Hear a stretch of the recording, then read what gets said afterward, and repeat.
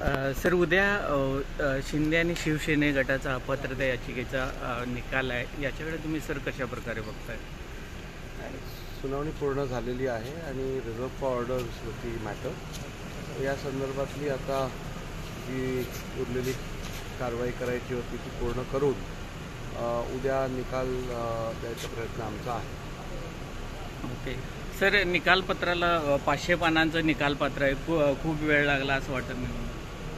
नाही, निकाल देण्यासाठी जवळजवळ 34 पिटिशन्स होते. त्यानंतर बरेच 2.25 लाख पानांना प्रोड्यूस करायचं होतं.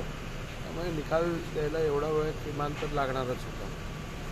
आणि गेल्या आठवड्यात तुम्ही बोललेला की सर राष्ट्रवादीचा सुद्धा 30 जानेवारीपर्यंत निकाल देण्याचा प्रयत्न असेल. 30 जानेवारीपर्यंत आमचा प्रयत्न आहे.